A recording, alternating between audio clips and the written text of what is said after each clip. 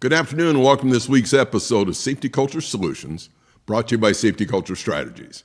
I'm Mike Kinney, your host.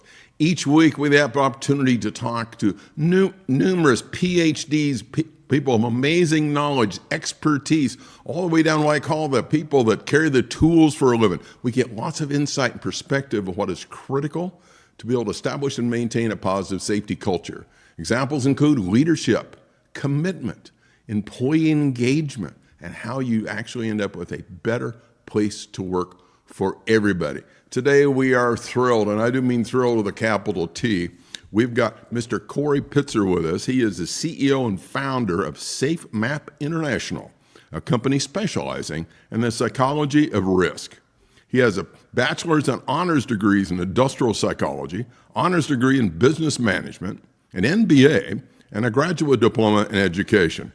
Corrie consults internationally with many corporations in mining, utilities, military, defense, and construction, all with occupations in which people can get seriously injured or killed while performing their work. He was an infantry platoon commander, an underground miner, and he's done about every dirty job to earn money for his education. Corrie also enjoys skydiving, motorcycling, and race car driving. As a result, Corrie feels he probably knows more about risk than about safety. Corrie, welcome aboard. Glad to have you on the show with us today. And we do kind of have something in common. I also have chosen to jump out of perfectly safe airplanes. So how you doing today, sir? I'm doing very well, thank you, Mike. And thank you for the introduction. It's great to be with you and with your audience. I hope we have a great chat today. I think it's going to be incredible. So to kind of use common vernacular, let's go ahead and pull the ripcord, and we're going to get started on this. We're going to do a couple different segments for our viewers. The first, we're going to talk about a lot of these leadership pieces because there's so many. Then after our brief break, we're going to be focusing a lot on risk management. I think candidly, that's an area a lot of organizations could benefit from learning more about. So Mr. Pitzer, from all the work you've been doing, and which is a lot of it, thousands of accident investigations, lots of companies you worked with, what makes a leader a leader? So, Mike, I think my definition of a leader, if so to speak, comes a little bit out of the world of theory, the world of academics. And it's very much based on the distinction that John Cotter made about managing versus leadership. And when he made this distinction in the book, I forgot the name of the book now, but he basically indicated that managers policy, procedures, they share their beliefs, they command and they direct, and they have subordinates. And especially that managers, they want to have stability in the organization. And when you think about leadership, what do leaders do? Leaders essentially want to change things. And they step away from policy and procedures. They step into vision and strategy. They share their values and they inspire people. And so to me, that was the definitions. But more importantly, I think I discovered it in my first job. Really? When I grew up in South Africa, after I studied to become a psychologist, I came to this mine where I was being appointed as the human resource manager. Mm-hmm. The manager there was an Irishman, didn't like HR, but he was told you're going to have an HR manager. You got to have one. And so when I arrived on the mine, I learned that he fired 2 HR managers before me. And the last guy he fired in the interview that I was going into the first day. And oops. So this day I discovered a guy that was a manager in the ruthless sense of the word. Yes. But then things happened after that. And I was sent underground by him to go and work underground. I had to work 8 months underground as an underground miner. And there I discovered what leadership was. At the most basic level of work, my shift boss was an incredible, inspirational guy. And he was, He cared about us. He cared about the things we did, the things we said, the contributions we could make. And that's when I realized you can manage or you can lead. And to me, that was the real differentiation between the two. Excellent. And it's a great segue because you and I talked before. What also fascinates me with your, Corrie, is that you have a lot of just what I call boots on the ground experience. You've got a lot of education behind you, some noteworthy diplomas and certifications, but you spend a lot of time in the field yourself, what I call carrying tools for a living. Yes, I think if you've done real work, and this kind of work was extremely dangerous. My first job, I was 9,000 feet on the ground. Wow. In a stope that was 3 feet high, and if anything goes wrong, and things do go wrong there, people get killed.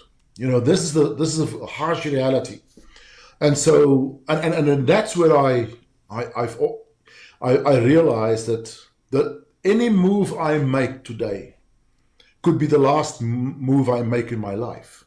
Wow. And if you have that in front of you, that reality, you kind of think, well, what is your next move? But it's not, you don't really think rationally about it. It's like coming intuitively.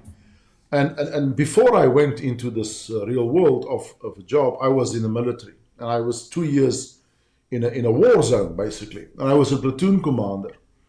And it's the same environment, And today I have this incredible respect for people from the military. Sure. People don't know what they sacrifice. Unless you've been there, you don't know what it is that they're willing to give up in their lives. True. And that makes a big difference in how you understand risk and leadership. Absolutely. And by the way, before I get, I want to thank you for your service as well, sir. That's commendable. Anyone that chooses and have the honor to wear the uniform. And when you check out Safemap International, all our viewers, you have many different elements that you and your esteemed colleagues have developed. Can you give me a little insight? Because I'm really intrigued. I want to make sure you get the title right. DeepSafe Leadership. Can you give us some insight? Because that program by Canada really, really intrigues me. Yes. So there's managing and there's leading, as we just discussed. Right. And then there's safety leadership. And I started to work in the field of leadership, safety leadership, and I used a well-researched model of Poses and Costner, two American authors and researchers, about leadership. And their leadership model was, there's 5 practices. You model the way, you inspire a shared vision, you challenge the process, and so on. But that didn't make it for me in terms of safety. And then I started thinking about what is safety leadership. I translated this leadership model into safety leadership. But then I think one day I discovered, I think for myself, what is DeepSafe leadership? And this is actually a bit of a anticlimax story. It's not that dramatic. I was sitting on a helicopter, a big Russian helicopter that was flying workers into a mine in Papua New Guinea, Porgera. And this is a old Russian helicopter, about maybe 30 people sitting in this helicopter. And they had a movie on, playing for the entertainment. It's about a 2-hour trip into the mountains there. And the movie was We Were Soldiers of Colonel Helmore.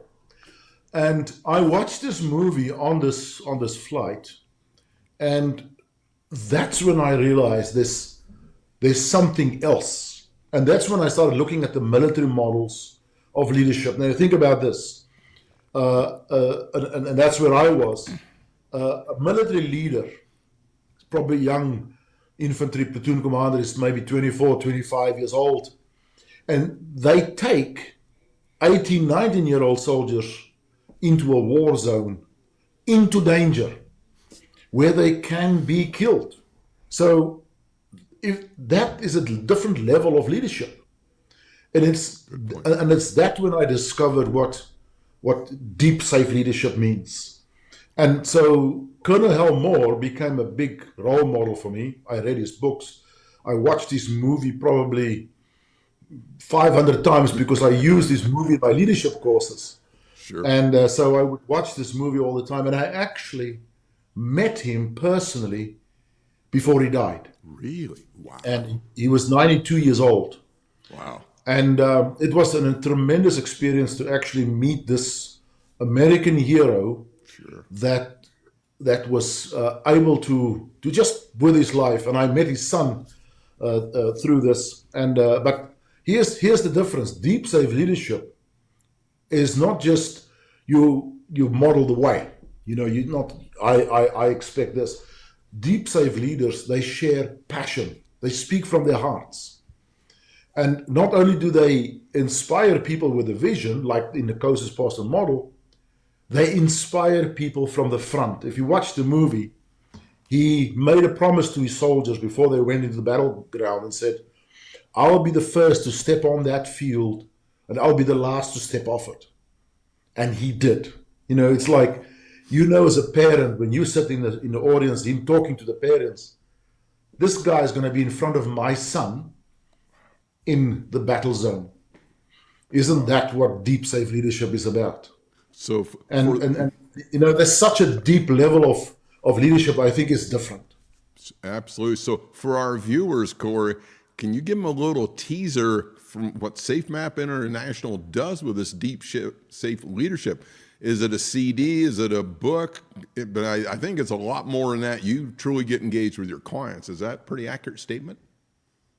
Yes, we've since 2004, when I discovered this on this movie, on this trip in Papua New Guinea, we developed a leadership program, a leadership course.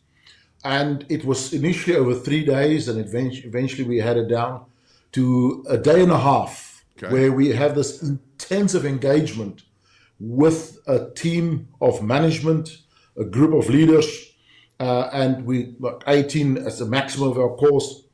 And then we go through this experiential activity of leadership. What is leadership? And together we discover what leadership is. And one of the prerequisites, they have to watch the movie, We Were Soldiers, or there's two other movies that people can watch, Invictus of Nelson Mandela, or Coach Carter. These are 3 movies that we use to get people to understand what's this different thing of deep safe leadership. And so we go through this day and a half, and when they leave the program, they have to achieve 6 levels of achievement in order to be accredited as a leader. That they have to go and activate what they've learned into their own work teams and workplaces. And that's what the program is about. Is we've had many thousands of people going through this now, and it's really it is a mindset changing experience for me every time I present it, and for anybody in my team, but also for those people who go through it. Wow. What is intriguing to me, Corey, because just like you, a lot of us, we went to different, the management courses and the be great safety stuff, but this is the few I've heard of. When they leave, they have skin in the game. They have to demonstrate how they've actually implemented it when they go back to their office. Yes, that's the. I mean, in the end, what is leadership? Leadership is you having impact on people. Absolutely. And so if you don't impact and you have to go and activate, you have to go and do that. That is when a manager becomes a leader. When people start to follow you, not just because you're the boss and they do what you say they've got to do. Is when they actually want to be with you. Okay, so here we go. And you and I have talked, I'm a little bit of a statistician type of guy, and I like looking at value-added KPIs and measures that truly help. So what's a good way to measure safety leadership? Well, so when we do our leadership program, people have to have a 360 completed. We call it the Deep Safe 360. And so we send a link to the person. They send us back the names of 7 people around them, boss, colleagues, and direct reports.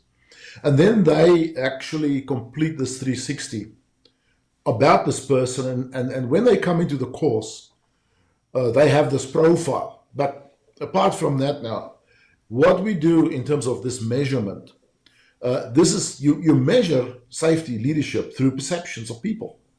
What do people see you do? Or what do they see you don't do?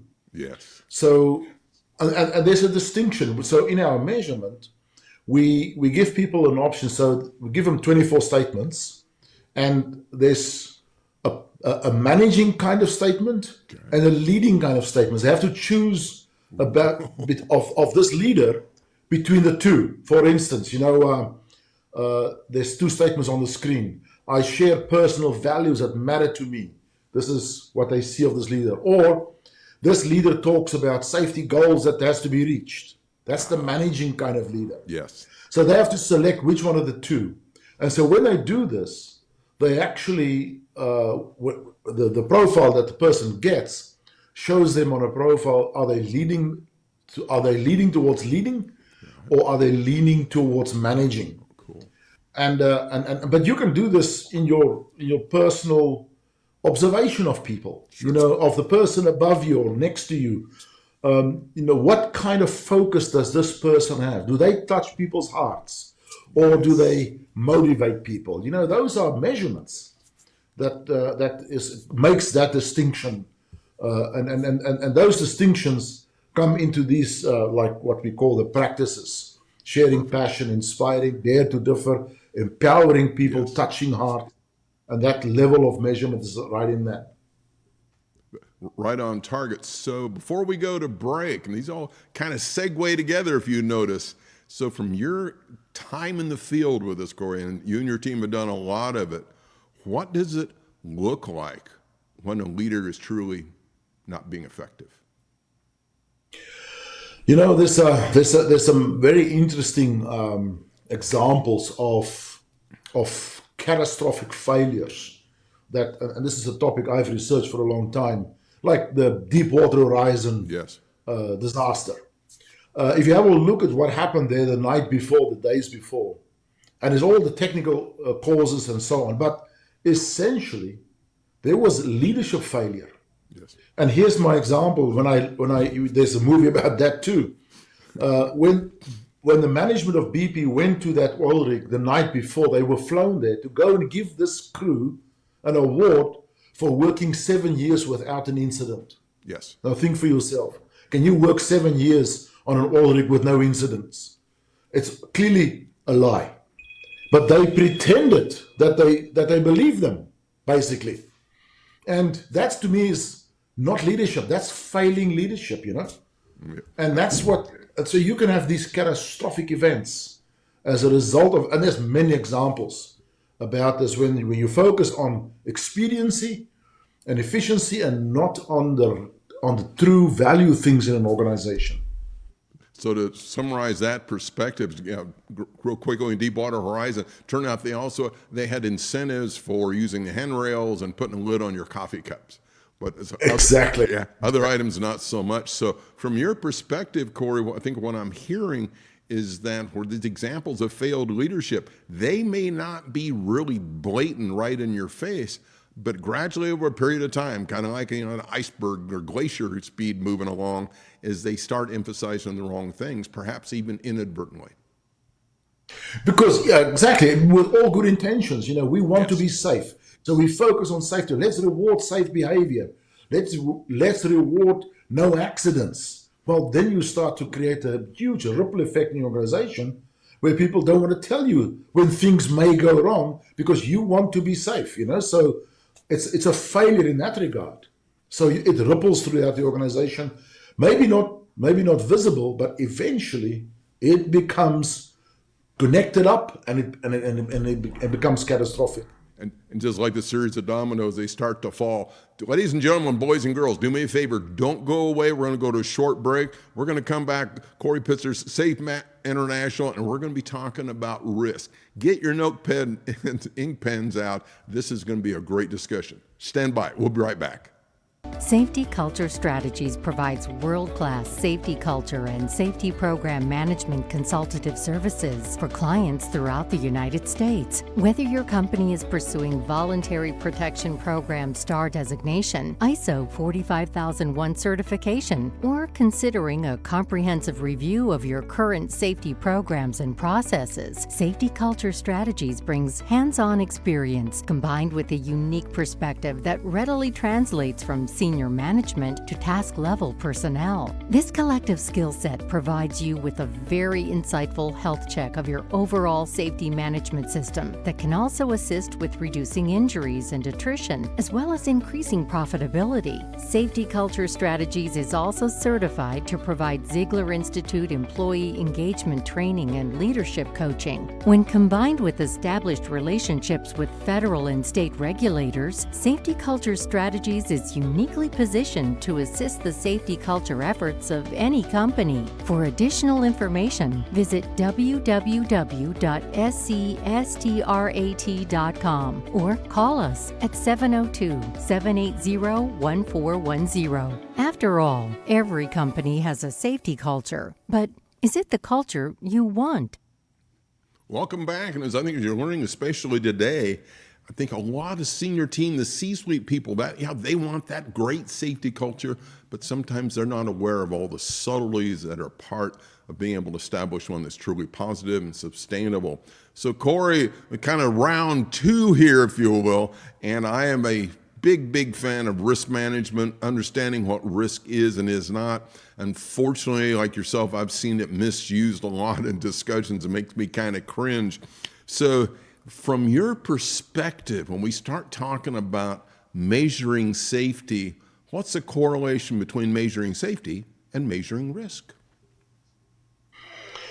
Mike, in my view, it goes back a little bit to the concept that I discussed earlier on, and the concept of DeepSafe. So if you measure safety in an organization, how do you measure safety? What do you measure? And it's almost obvious that everybody's going to say, well, if you don't have accidents, you have safety. Yes. But that's not safe. The organization is not safe if it doesn't have events. And there can be many reasons for that. But for me, if you look at the basic measurements, we have the traditional measurements of lost time injuries or reportable injury rates, even high potential incidents.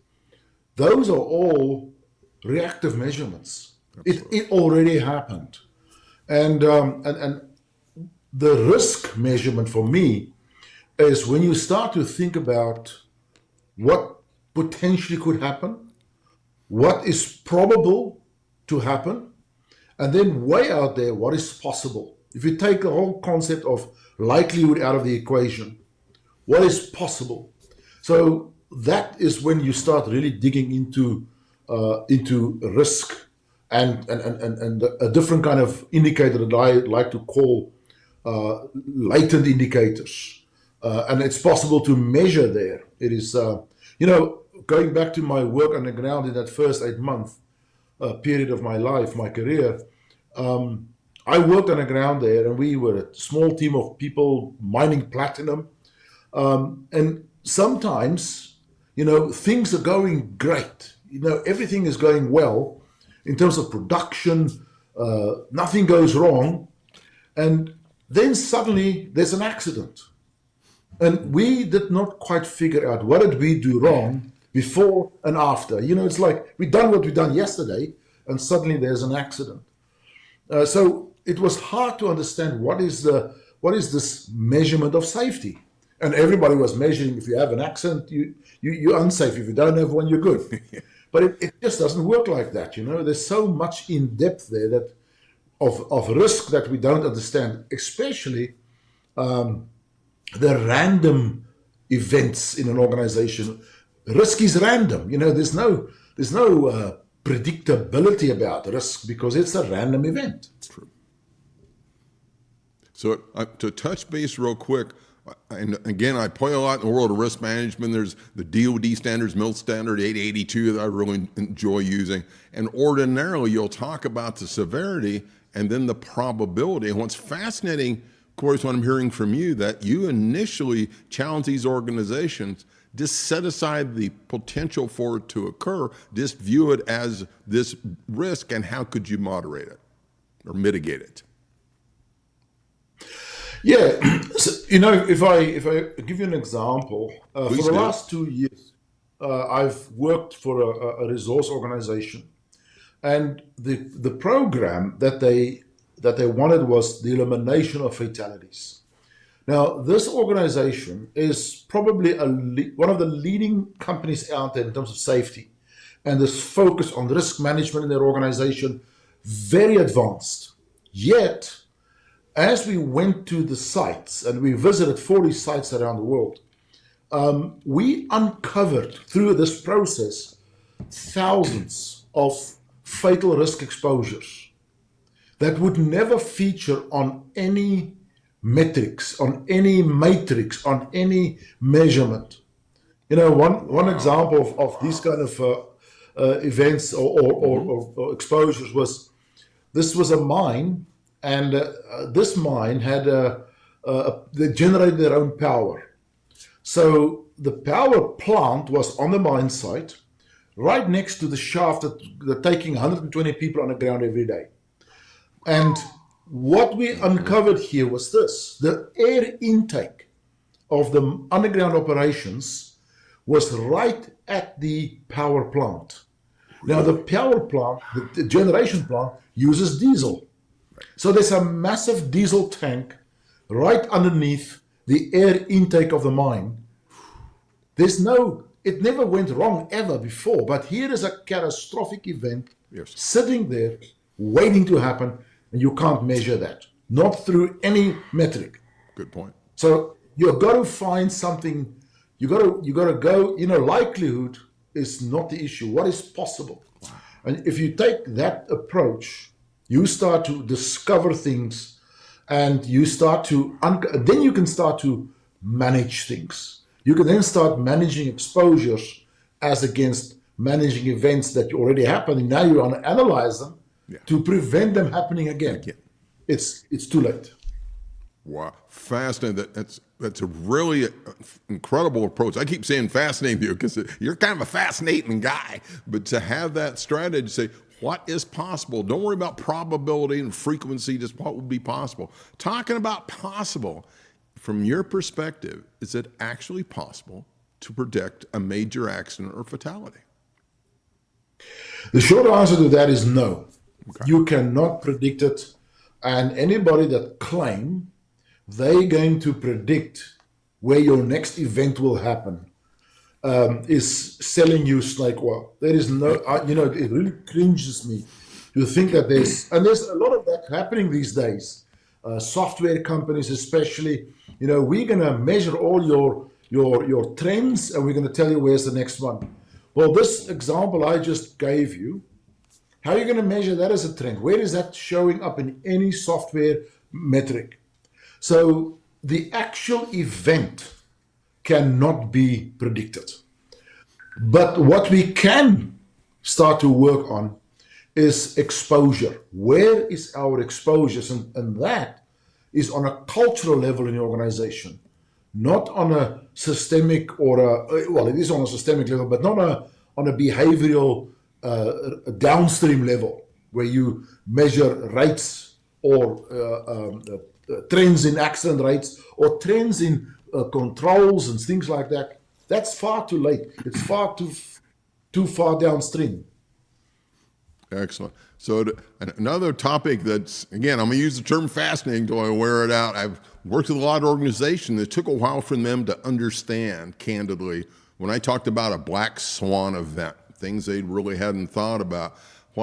Again, this is fascinating. What you've also introduced, I think you call it a red dragon or a blue dragon event. So can you share some insight and what's the difference between that and a Black Swan event? Yes,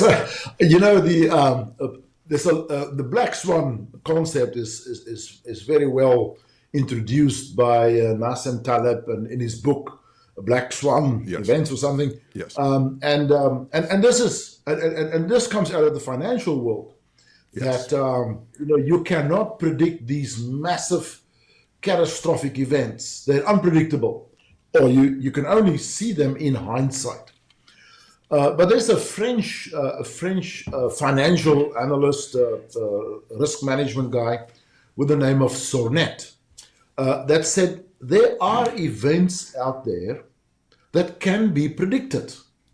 And we can have a look at an event that could be predictable in this way. But he called them Dragon Kings.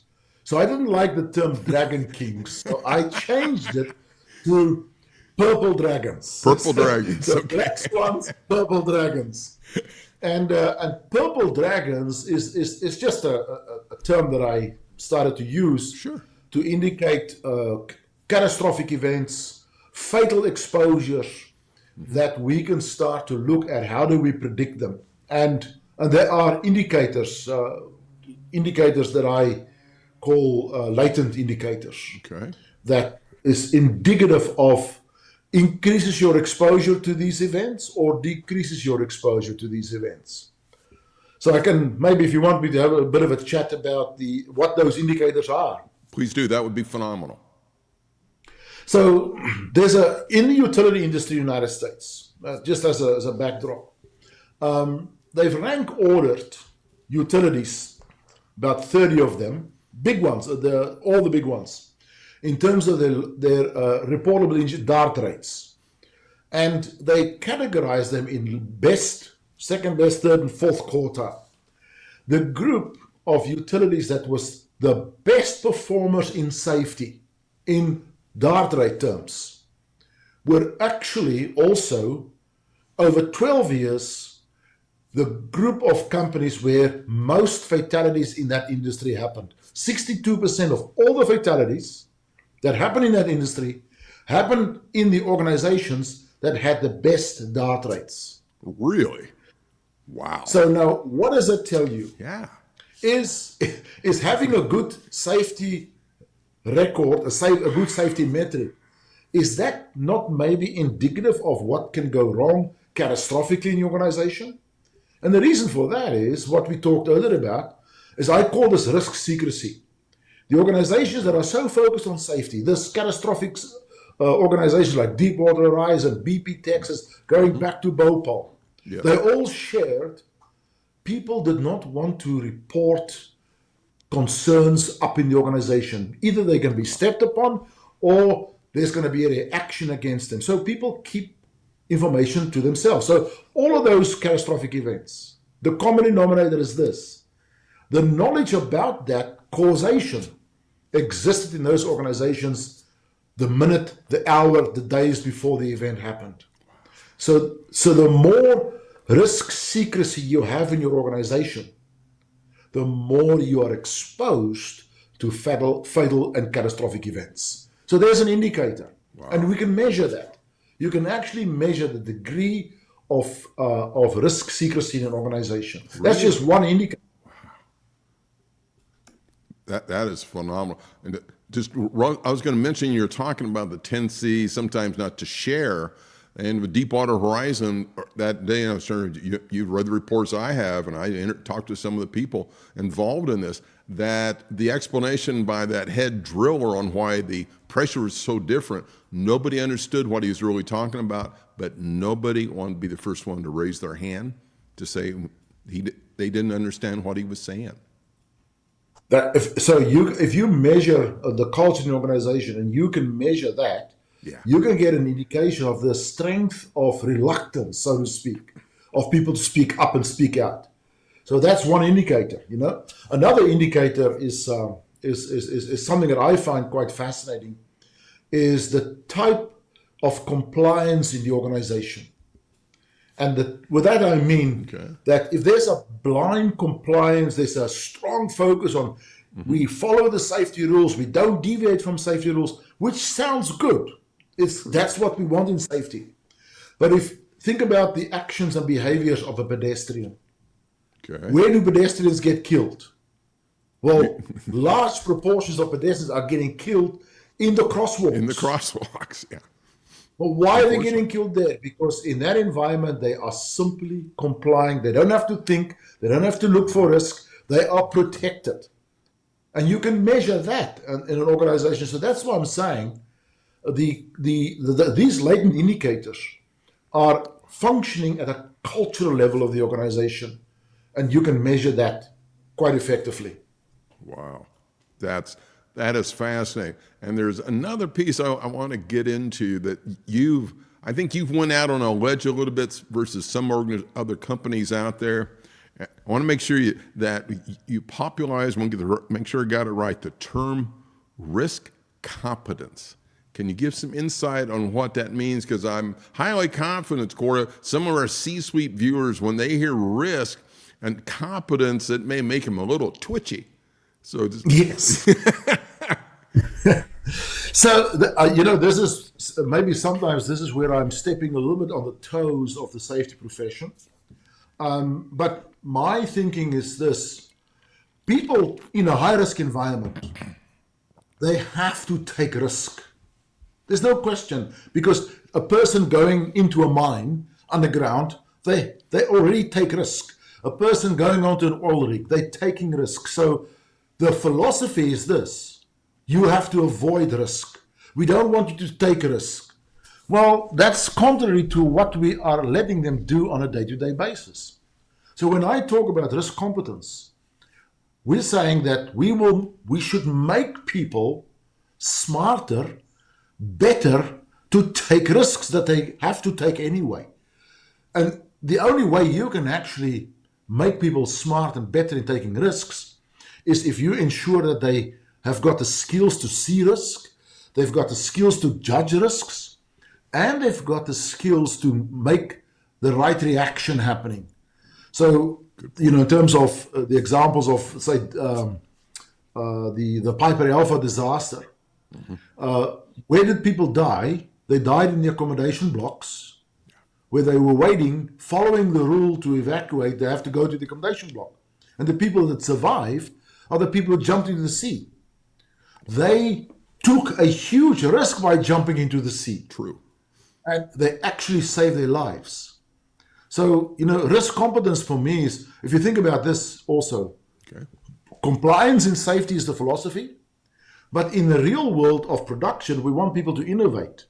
So if people need to innovate, they need to take risks, because, the discoveries of Edison's discoveries of the light bulb didn't happen because he didn't take any risks. Good point. So you have to get people to break rules in a bandwidth, to push boundaries, to experiment. These are two conflicting philosophies. Correct. And until we can get safety to understand better what that other philosophy is, we're going to be struggling with ourselves. But is it also a fair statement, Corrie, that it's, I think, incumbent on organizations like you, that you help these companies, they understand how to communicate their risks. So people, like you're saying, they have the skills and the understanding to appreciate, okay, it's all right, it's acceptable for me to move beyond that normal boundary. Exactly. You've got to support people to be able to fail and Perfect. to be able to make mistakes, to push those boundaries. The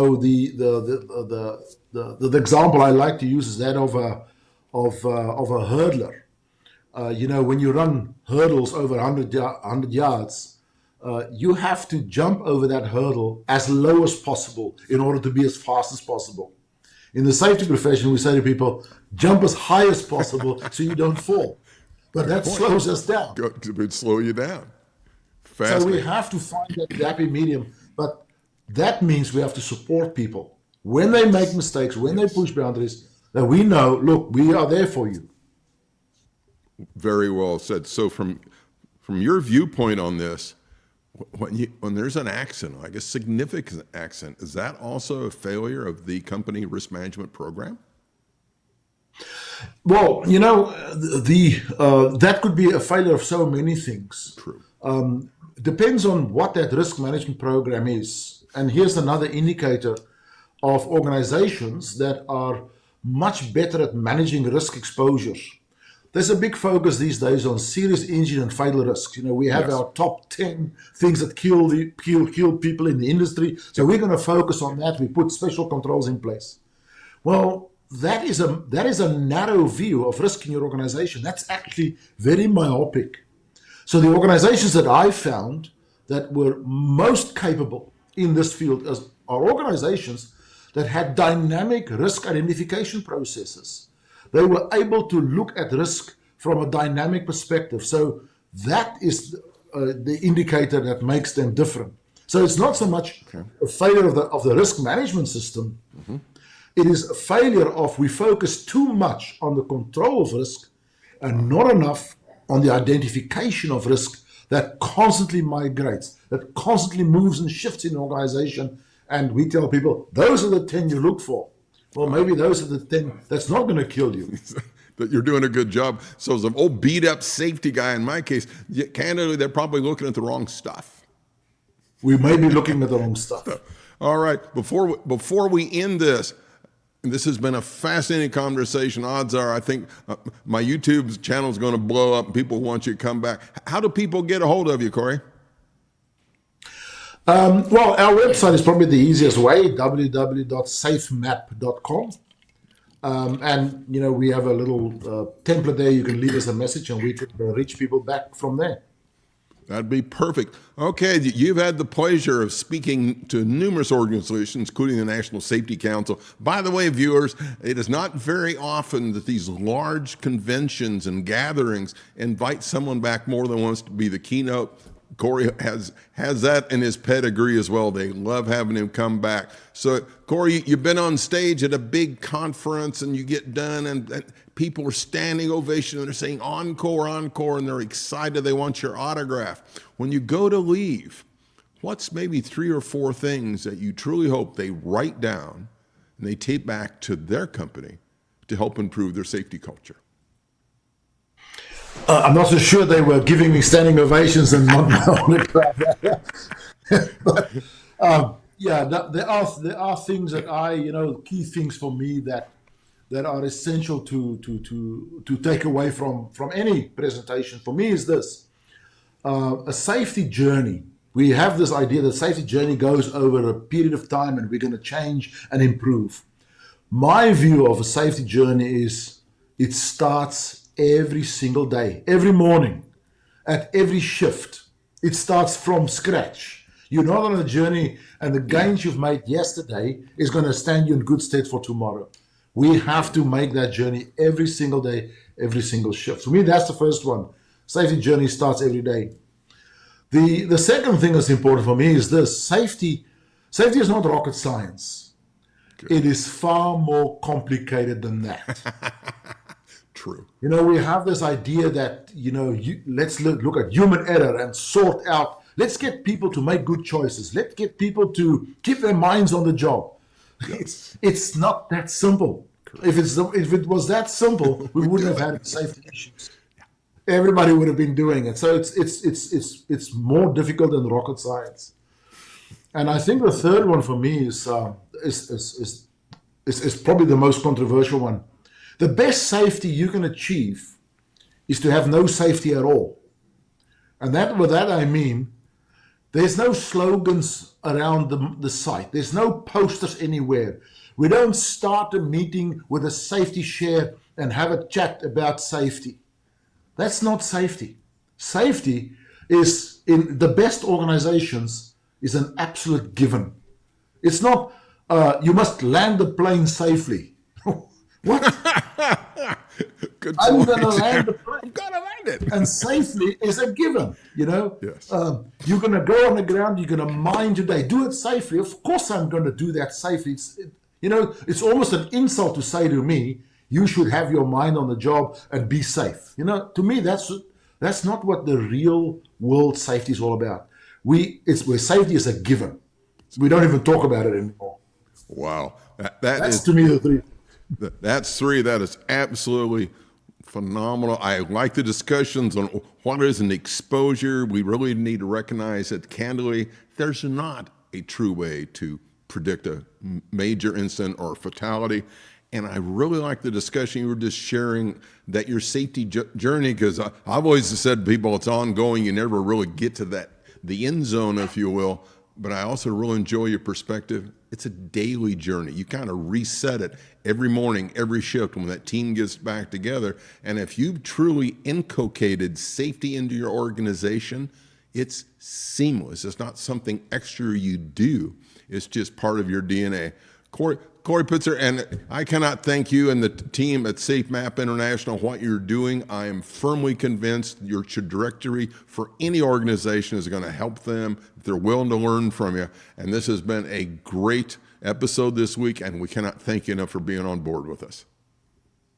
Thank you, Mike. It's been a great pleasure to be with you. You have a great week, sir, and stay tuned to us next week. In the meantime, you can reach out to me at any time, say howdy. You can also subscribe, share, view everything we're doing. You can get me through Safety Culture Strategies, 702-780-1410. Websites, www.scstrat.com. Email, here's a shocker, mike@scstrat.com. Until next time, enjoy your safety journey, and kind of stealing part of Corey's thunder, and I think you restart it daily. See you next time.